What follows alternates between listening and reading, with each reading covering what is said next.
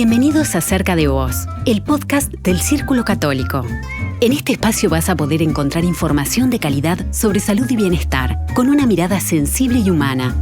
Junto a la reconocida periodista Claudia García, exploraremos temáticas de interés general en entrevistas junto a distintos profesionales. Te invitamos a escucharnos.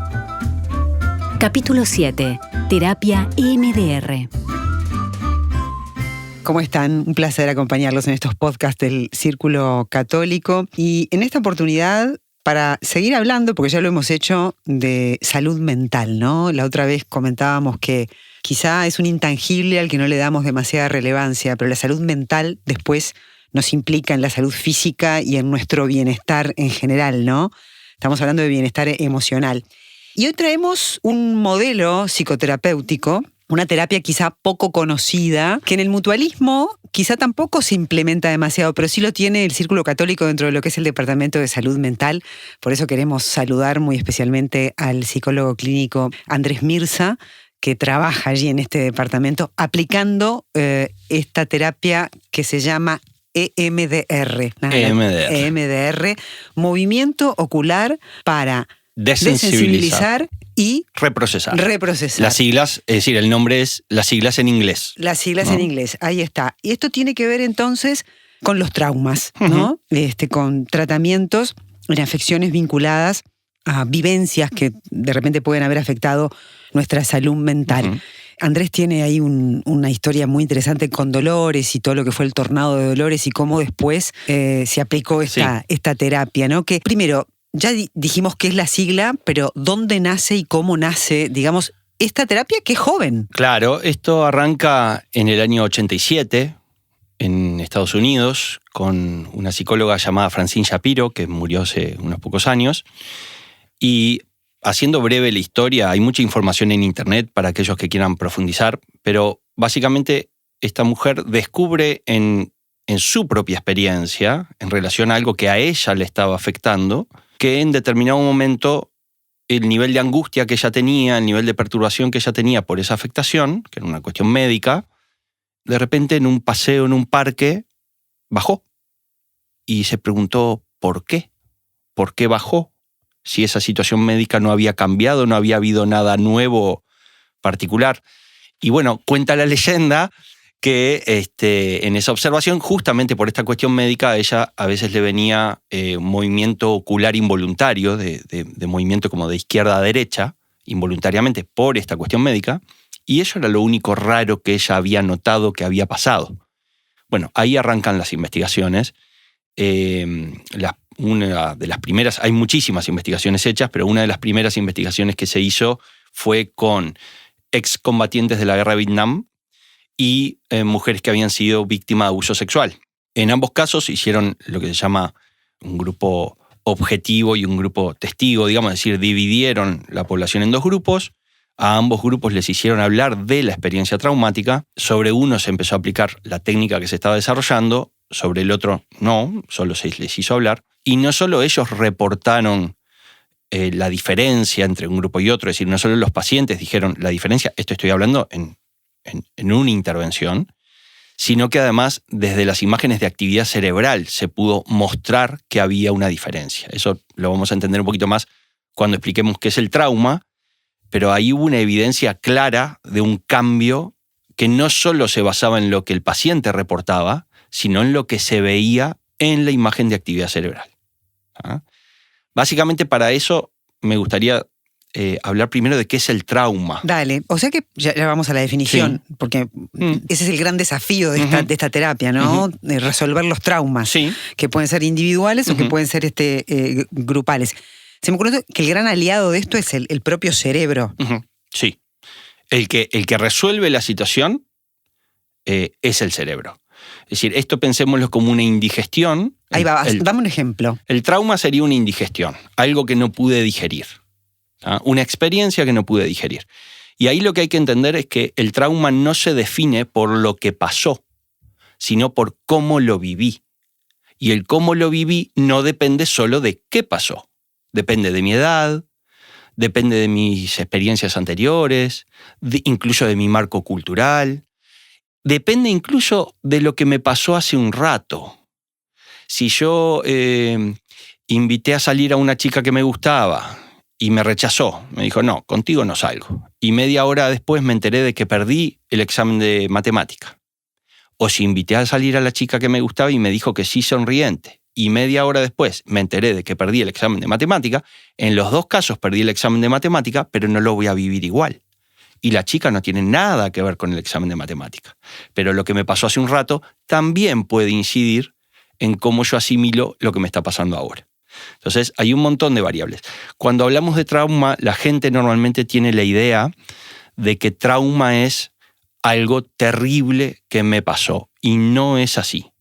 Por supuesto que si me pasó algo terrible, puede haber una consecuencia traumática, pero puede pasarme algo terrible y que no necesariamente haya trauma. Y puede haber trauma en una situación que no es objetivamente terrible. ¿Qué es lo que lo configura entonces? El cerebro no pudo asimilar la experiencia. Básicamente, acá me voy a poner un poquito más técnico, y esto es interesante que la gente lo pueda ver, lo voy a tratar de explicar de forma sencilla. Si la gente busca en internet una imagen del cerebro en un corte longitudinal, es decir, como desde atrás hacia adelante. Viéndolo de costado. Claro, digamos. de costado.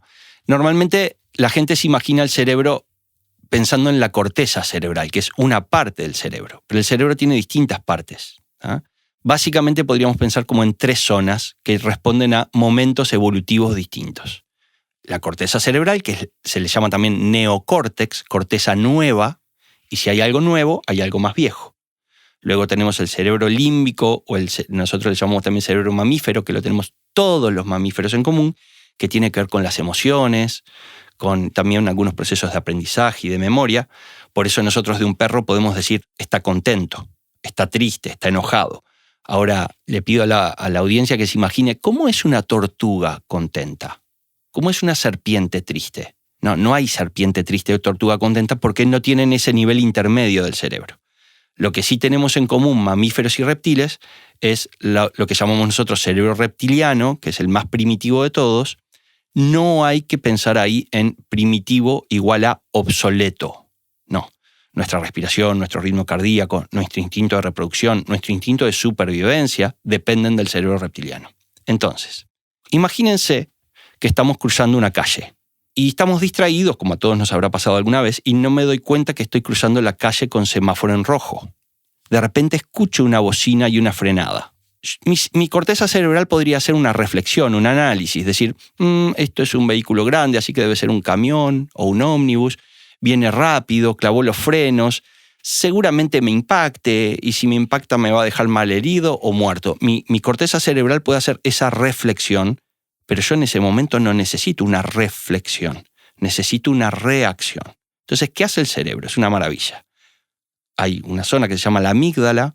Cuando la amígdala está procesando todo el tiempo la información que recibimos y viendo cómo estamos, si estamos en peligro o no. Cuando la amígdala detecta un peligro, en fracciones de segundo, le quita el control de nuestra conducta a la corteza cerebral y se lo pasa al cerebro reptiliano, más primitivo. Y el cerebro más reptiliano, más primitivo, tiene respuestas prearmadas fijas. Básicamente, huida, parálisis, ataque, me refugio en la manada. A mí me gusta diferenciar una quinta, que algunos la incluyen en parálisis, que sería sumisión, me someto. Y esto lo podemos ver en todo el reino animal. ¿Tá? 2 lobos peleando, el que se siente derrotado baja el cuello, muestra la yugular y no le está diciendo al otro que lo mate, se está sometiendo. ¿Tá? Nosotros no controlamos la respuesta, viene. Es decir, no es una elección consciente. De hecho, en el ejemplo de cruzar la calle, puede ser que yo me quede paralizado y alguien de afuera diría, no reaccionó. Y en realidad conceptualmente sí reaccioné, con parálisis. No era la mejor respuesta en ese momento, pero yo no lo elijo. Entonces lo que se puede modificar es la reacción, digamos, frente a determinado no, en realidad, situación. Mira, lo que pasa es lo siguiente. En ese caso, ese mecanismo es normal, no lo voy a alterar, o en todo caso intentar alguna modificación llevaría muchísimo trabajo y te diría, los militares, los bomberos, mucho de su entrenamiento tienen que ver con intentar acostumbrar al cerebro a que frente a una situación que todos nosotros estaríamos en cerebro reptiliano, ellos tratar de mantenerse en corteza. No necesariamente lo van a lograr, ¿tá? Pero aquí la clave es otra. En el ejemplo de la calle, vamos a suponer que se activó mi cerebro reptiliano y yo salté al cordón de la vereda, es decir, huí del punto del peligro. Mi cerebro sigue recibiendo información y la amígdala en cierta forma va a ver que el ómnibus pasó, es decir, que el peligro pasó, o que la frenada no era donde estaba yo, es decir, que el peligro no era tal. Y entonces la amígdala se va a relajar y va a volver el control a la corteza cerebral. Todo bien, eso nos pasa a todos cotidianamente y no es algo malo. De hecho, me salvó la vida en la esquina. Pero cuando vivo una situación intensa, que me resultó muy intensa a mi cerebro, a mí por mis circunstancias, es como si se produjera una incomunicación en el cerebro. Y entonces ya no importa la información que llega hacia mí, mi cerebro es como si alguien hubiera apretado muy fuerte el timbre y el timbre quedó trancado. Entonces, ese momento va a quedar anclado en mi sistema en 4 aspectos. La percepción, es decir, lo que vi, lo que oí, un olor, un sabor.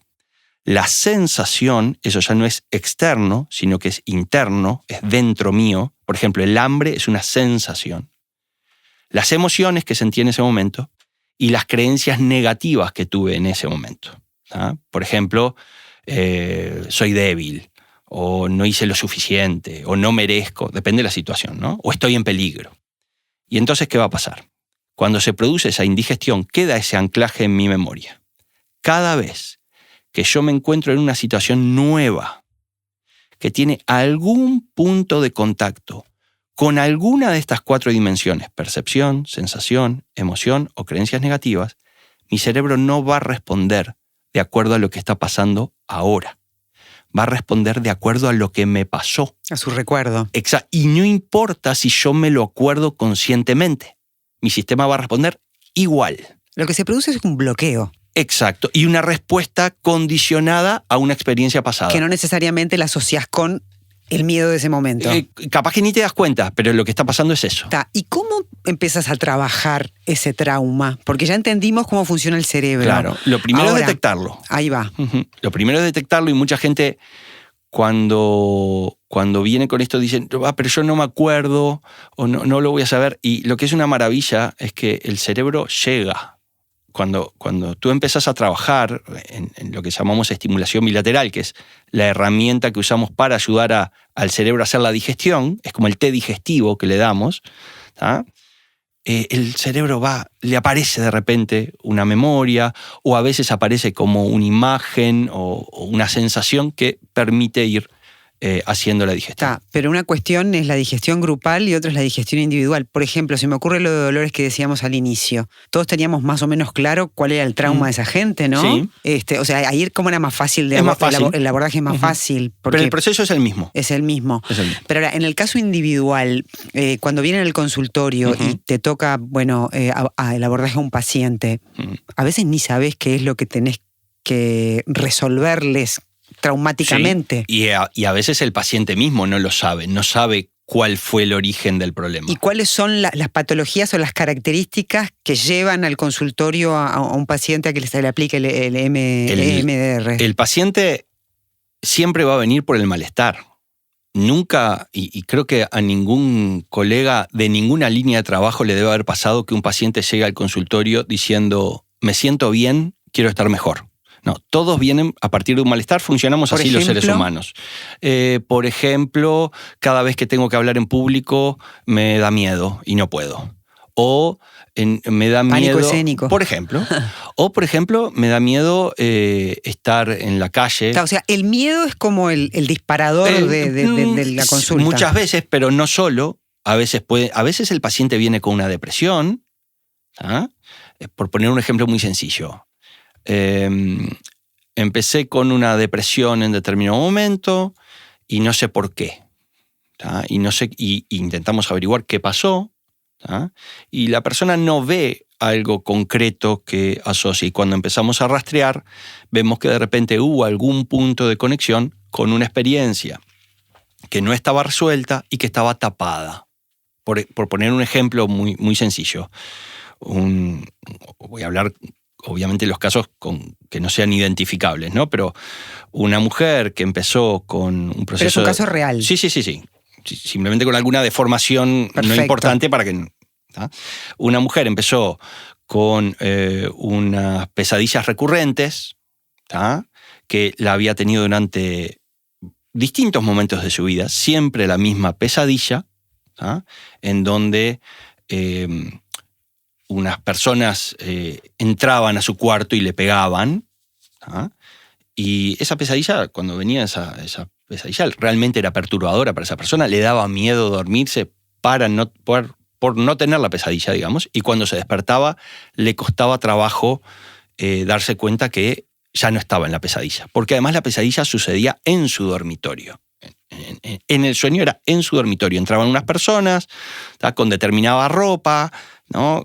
Oscura y con pasamontañas, lo tiraban y le empezaban a Siempre lo pegar. mismo. Siempre lo mismo. Cuando empezamos a trabajar sobre ese sueño, que no es desde la palabra solamente, ahí entra la estimulación. En realidad nosotros lo que hacemos es estimular al cerebro a través de los sentidos, ¿tá? De izquierda a derecha, a eso se llama estimulación bilateral.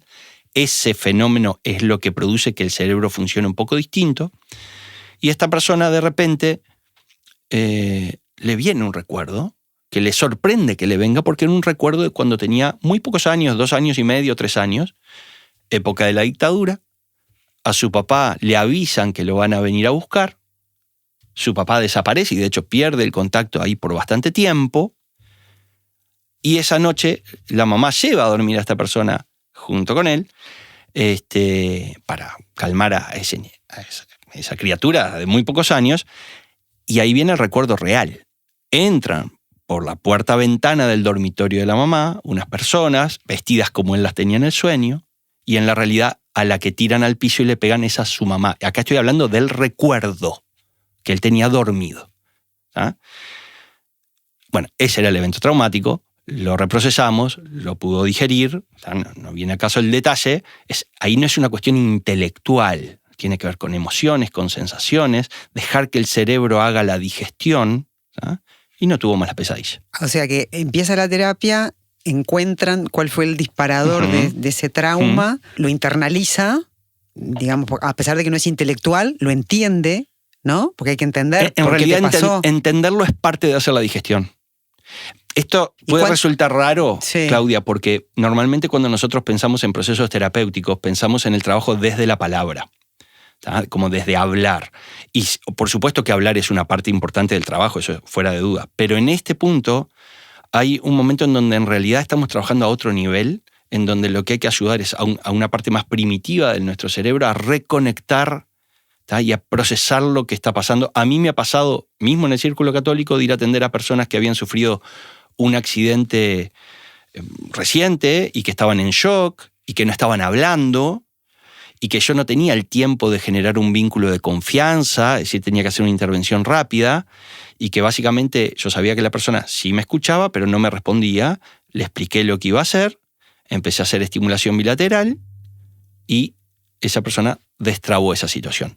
Yo no sé qué pasó en su cabeza, porque no lo hablamos. Perfecto, me parece interesante esto de que esta terapia, es una psicoterapia que uno la asocia con el hablar y no es justamente... No solo. No es solo. Llega un momento que también tienes que empezar a estimular y eso es mediante maniobras. A través de los sentidos, por ejemplo, en el movimiento ocular es, por ejemplo, pedirle a la persona que siga un objeto o mis dedos o lo que fuera moviendo de izquierda a derecha. Alguien que ve esto puede pensar que es hipnosis, no es hipnosis.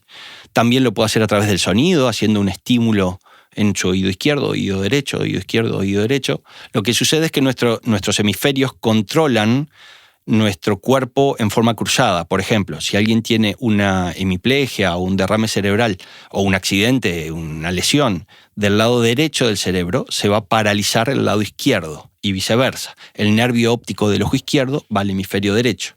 Entonces, cuando a través de los sentidos hacemos un estímulo que va de izquierda a derecha, no nos interesa los ojos o el oído. Lo que nos interesa es que a través de los sentidos estoy generando una estimulación en los hemisferios del cerebro, de izquierda a derecha. Esa estimulación es lo que genera ese fenómeno de es el té digestivo. Es Siempre, ayudar a digerir la ahí va. experiencia. ¿Siempre es la misma metodología o depende del trauma? En realidad, las distintas variables... No, en realidad los cambios vienen por otros lados. A veces hacemos cambios y yo estoy haciendo estimulación visual y en determinado momento veo que el proceso de digestión se tranca un poquito. A veces cambiar de estímulo ayuda a que se siga digiriendo. Entonces no tiene que ver con el tipo de trauma, sino simplemente que técnicamente vos a veces vas cambiando de una modalidad a otra, simplemente porque es más eficaz en algunas situaciones la digestión en sí. ¿Y esto lo medís por cantidad de sesiones o depende del paciente? Digamos, esto que yo estoy contando no es el paso 1, es lo más llamativo, pero siempre hay un primer momento en donde le explico el proceso, conozco su historia. Es muy importante, Conozco ¿no? su historia. Entonces, esto es, si fueran varias fases, esta no es ni la fase 1, ni la fase 2, ni la fase 3. Hay todo un proceso de conocimiento. Hay veces que hay que explicarle algunas cuestiones a los pacientes, ayudarlos también a regularse mientras estamos trabajando, que tengan herramientas para cuando están sintiéndose perturbados. Por ejemplo, Por ejemplo, un ejercicio de relajación sencillo. respiración. La respiración. La respiración es fundamental. Date cuenta que es lo primero que pudimos controlar por nosotros mismos al nacer. Es lo primero que hacemos y lo último que hacemos. Y es la primera necesidad que pudimos darle respuesta a nosotros mismos. Todas las demás, el bebé no las puede responder por sí mismo. Si tiene hambre, si tiene frío, no lo puede resolver. La falta de aire, ese primer momento en donde nos faltó el aire, es lo primero que pudimos resolver por nosotros mismos. Entonces, quizás por eso, la respiración sirve como un ancla muy potente para ayudar a calmarnos. Ahora, la diferencia es, una cosa son los ejercicios que usamos para regular nuestras emociones, que serían como aspirinas. Otra cosa distinta es resolver el problema de base. Las dos cosas son necesarias, pero son distintas. Reprocesar no es para calmar. MDR no busca calmar, busca resolver. Pero, como primero le damos herramientas a la persona para que mientras estamos trabajando... autogestionar, digamos. Claro, mientras digamos, no se llega al final de la... Claro. Y esto, digo, son cosas que la gente se puede preguntar. ¿Cuánto me puede llegar a mí resolver un trauma? En la experiencia real mía, puede haber otros terapeutas que tengan otras vivencias. En mi experiencia real, en el círculo mismo, cuando viene una persona que tiene lo que nosotros llamamos un evento puntual, un trauma puntual, por ejemplo, un conductor de ómnibus que sufre un accidente en donde muere alguien y queda en shock a partir de eso. Eso puede ser un evento puntual. No hay una historia de vida atrás, sino que hay un evento... Bueno, el tornado de dolor es lo mismo, es un evento puntual que genera un estado de perturbación. Entonces, en general, para la mayoría de la gente, ahí el proceso es rápido, y cuando digo rápido estamos hablando de algunas sesiones. En dolores, por ejemplo, cuando nosotros fuimos, esto fue a través de MDR Uruguay, es decir, no a través del círculo. No a través del círculo, era más amplio esto. Era anterior. Era anterior, claro. Sí. Y de hecho, yo te comentaba antes de que justo casualmente, por primera vez en Uruguay, habíamos un grupo de terapeutas que acabábamos de hacer hace un par de meses con una argentina, a través de MDR Uruguay, la formación en situaciones de catástrofe, y que yo recuerdo algún comentario que hacíamos entre nosotros de, bueno, vamos a hacer esto para ir a ayudar a otro lado cuando pase algo, porque acá en Uruguay no pasa nada. Bueno, a los 2 meses la realidad nos dijo, no muchachos, esto no es así, y de hecho lo hemos aplicado en distintas situaciones, y en el Círculo Católico lo hemos aplicado en distintas situaciones, porque catástrofe de repente no es un tornado solamente. Claro. Catástrofe puede pasar en un grupo de trabajo, la muerte inesperada, o en un liceo, la muerte inesperada de un compañero. ¿Cómo lo trabajaron en el círculo grupalmente? Por ejemplo, un caso que me acuerdo es justamente la muerte en una sucursal, digamos, del interior, en donde muere una compañera de trabajo y todo el personal estaba afectado. Y entonces ahí el evento era en común, ¿no? A todos los tenía afectado esa muerte inesperada de una compañera de trabajo. Y entonces yo fui a hacer una intervención grupal, en donde todos trabajamos a la vez. Eso permite, obviamente, una eficiencia de tiempo, ¿no? Individualmente me llevaría mucho más tiempo. Y eso fue un fin de semana. ¿Y vos que llegás, te reunís con todos les en una explico sala? lo que voy a hacer, les explico lo que vamos a hacer, cómo vamos a trabajar. ¿Los escuchás primero? Sí, pero de nuevo, ahí es cuando ellos entienden lo que vamos a hacer, entienden que la clave del trabajo no va a ser extendernos en hablar lo que cada uno vivió, si bien se hace como un primer momento que cada uno puede expresar algo, pero no es la clave del trabajo. Acá la clave del trabajo es que darle el escenario y el estímulo al cerebro de cada uno de ellos para que pueda hacer su trabajo. Déjame ponerte un ejemplo, Claudia. Igual me interesa que termines de contar la historia. ¿Qué fue lo que hiciste particularmente con todos esos funcionarios, no? En este caso, la técnica que se usa, que esto arrancó internacionalmente, esta modificación, esta variante de protocolo de MDR para trabajar con mucha gente, la primera vez que se hizo fue en el huracán Katrina. Yo ahí no tenía nada que ver, ¿no? Pero ahí es donde arranca, ¿no? Porque había muchísima gente necesitando ayuda y si lo trabajaban individualmente era eterno. Entonces, lo que se hizo fue, por un lado, que en vez de trabajar desde la palabra, en ese caso, en los trabajos grupales, se trabaja desde el dibujo. Cada uno dibuja lo que más le perturba de lo que pasó. Y no tiene que ver la técnica del dibujo, no importa, hay personas que hacen rayas o escriben algo, no nos importa. Lo que importa es que la persona tenga enfrente un estímulo que lo conecte con aquello que más lo perturba. ¿Tá? Al hacerlo dibujado, la ventaja que tiene esto es que yo le puedo pedir a todos que dibujen al mismo tiempo, es decir, no tengo que ir individualmente.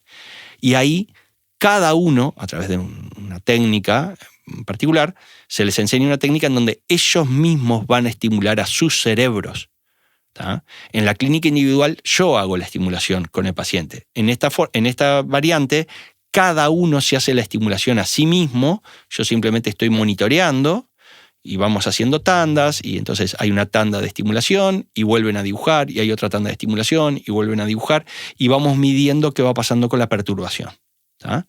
En ese caso, y en el caso, por ejemplo, de Dolores, se hizo, de hecho, un estudio, una evaluación que después se presentó en algún congreso sobre, es decir, todo un estudio sistematizado antes de la intervención, durante la intervención, meses después de la intervención, de a ver qué había pasado con los síntomas, y más o menos puedes calcular que el 80% de la gente que vos haces esta intervención ya desaparecen los signos de estrés postraumático. Con el 20% restante, no es que le da la espalda, sino que de repente hay otras cuestiones que requieren ahí sí un abordaje individual. O sea que la efectividad es alta. Es muy alta y está ampliamente documentado. Es decir, obviamente la gente que escucha puede decir, bueno, Andrés está diciendo esto porque él trabaja con eso. No me crean, busquen en internet, hay muchísimos estudios documentados de estos cambios a través de esta metodología. ¿Esta metodología se sirve de las características que tiene el hemisferio izquierdo y de las características que tiene el hemisferio derecho? Siempre se dice que el izquierdo es el del cálculo, el del no sé qué, y el derecho es el más del de las emociones y el de gestionar otro tipo de cosas. Digo, desconozco si en algún momento estos caminos se tocan. En realidad, como nos pasa en muchas áreas, y esto a veces la gente cuando no está en un tema no lo sabe, en realidad hay muchísimo que no sabemos todavía. Es decir, sabemos que funciona, pero si tú me preguntas a mí hoy exactamente por qué funciona, te puedo hacer alguna conjetura, pero no lo sabemos con certeza. ¿Y qué conjeturarías? Bueno, hay una cuestión que es neurológica. A mí me parece claro que hay una cuestión desde lo neurológico del proceso bioquímico, eléctrico bioquímico del cerebro, en donde en ese cambio de estímulos puede ser que estamos como implicando, como ayudando al cerebro a conectar con una red más amplia de memorias y de información, y eso le permite digerir mejor lo que pasó. Puede ser también que al mismo tiempo de que estamos pensando en el estímulo perturbador, el hecho de que parte de nuestra atención esté dirigida hacia un estímulo externo también ayuda al cerebro a entender que eso que me pasó no está pasando ahora. Son distintas hipótesis, pero si yo te tengo que decir hasta donde yo sé, te diría, no sabemos con certeza, sabemos que funciona. Bueno, lo que sí se ve y se nota es la pasión que le pones a esto. Ya no hay tiempo de que me cuentes mucho cómo te encontraste, pero eras músico y estudiante de psicología, hiciste una pausa y después regresaste a la carrera, la terminaste. ¿Y cómo fue que te encontraste cortito con este método? La historia es muy breve. Mi esposa es psicóloga, ella cuando yo la conocí, ella ya era psicóloga, no nos conocimos a través de la psicología, y ella de hecho fue un pilar importante en que yo volviera en determinado momento a hacer psicología, años después de que ya nos conocíamos. Ella me conoció como músico. Y cuando yo estaba terminando la carrera, estaba ya preparando la tesis, una colega de ella, que yo la conocía también, le dice, esta colega había experimentado en sí misma como paciente EMDR, y a pesar de que ella no trabajaba desde esa línea, le dijo a mi esposa, le dijo, decile a Andrés que esto es el futuro, que haga esto. Y yo confiaba tanto en mi esposa como en esa persona, y acaté como corresponde, y lo bien que hice en acatar. Bueno, buenísimo. La verdad que me pareció súper interesante. Seguro que a todos nuestros oyentes también, y contarles a quienes somos usuarios de la Mutualista Círculo Católico que dentro del Departamento de Salud Mental está esta herramienta, sí. que es muy interesante. Se han ido formando otros colegas, ¿no? Es decir, cada vez hay más colegas que tienen que manejan esta herramienta, y que, claro, eso nos permite atender a más gente. Es un equipo multidisciplinario, y a vos te llaman como a los bomberos en algún momento, a me veces imagino, sí. ¿no? Muchísimas gracias por haber estado en este podcast. Ha sido un placer. Despedimos al psicólogo clínico Andrés Mirza, experto en EMDR, integrante del Departamento de Salud Mental del Círculo Católico. Hasta la próxima.